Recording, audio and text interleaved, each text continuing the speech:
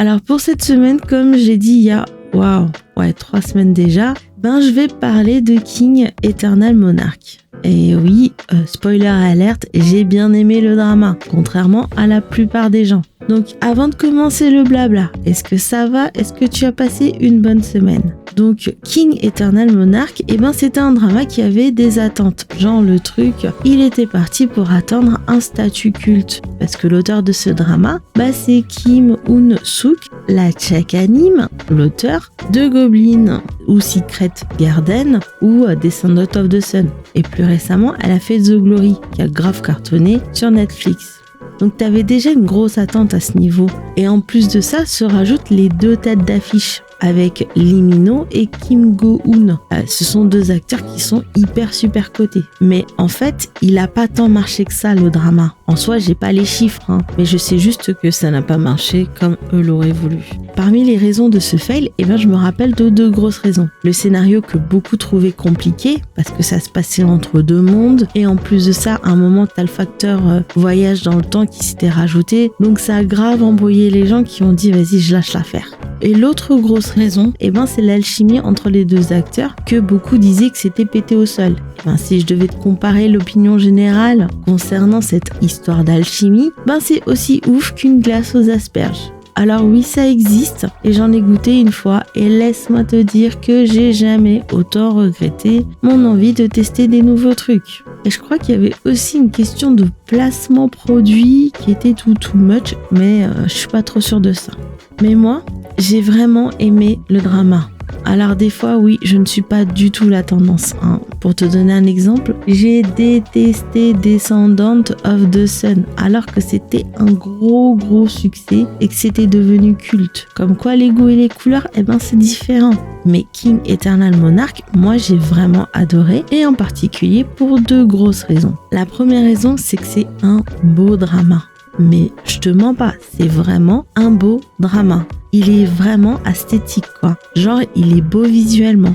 On a apporté un énorme soin pour avoir des scènes qui sont agréables à regarder. Que ce soit leur première rencontre avec ce reflet en bas là. Et ça se voit qu'il y a eu un gros travail en post-prod. Alors oui, il y aura peut-être une chance que le drama vieillisse mal. Surtout les CGI de l'entre-deux-mondes. Mais ça n'empêche, je trouve que ça pète de ouf quand je le regarde sur ma télé. Et ils ont accordé un soin particulier quand le temps s'arrête parce que ça te donne des purées de belles images. Je sais pas comment te le dire sans me répéter, tu vois. Et parmi mes scènes coup de cœur, je mettrais celui-là avec des tons rouges, orangés, que ce soit ce reflet, les feuilles d'automne qui tombent, ou ces gens qui se bastonnent. Il y a des gens qui se bastonnent au KLM et ils ont laissé ça comme ça. Et aussi, t'as Jang Tae-hol qui se tape une posture genre déesse grecque. La scène, elle est juste magnifique.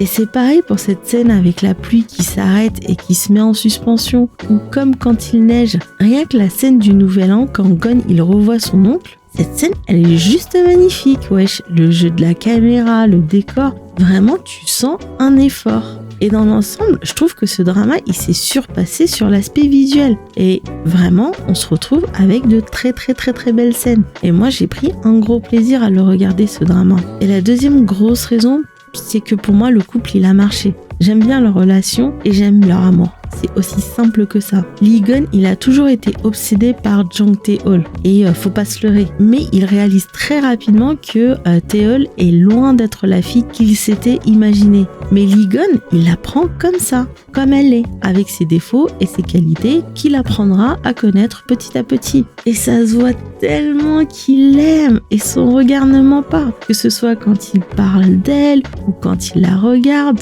Oh là là là là là là. Ce mec, il est pas juste amoureux.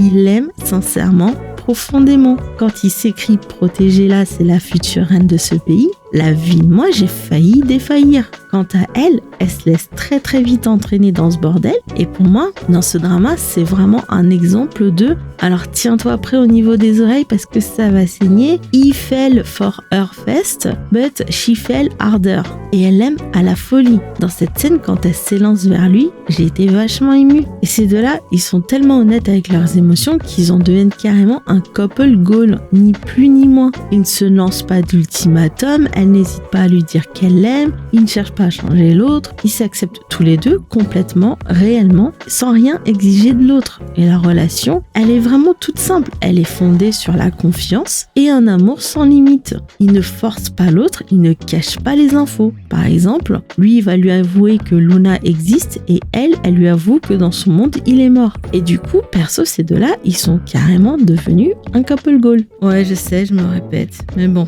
Je ferai probablement une partie 2 quand j'aurai le temps parce que j'ai encore plein de dramas à discuter dans ma to-do list. Et ça sera plus axé sur les personnages, je pense. Parce que sinon, ça risque de faire très très long. Mais toi, est-ce que t'as bien aimé le drama ou tu fais partie de ces gens qui l'ont détesté? Mais sinon, je pense que je vais m'arrêter à là. Et en attendant, je te souhaite de passer un bon dimanche, une bonne semaine et je te dis à dimanche prochain.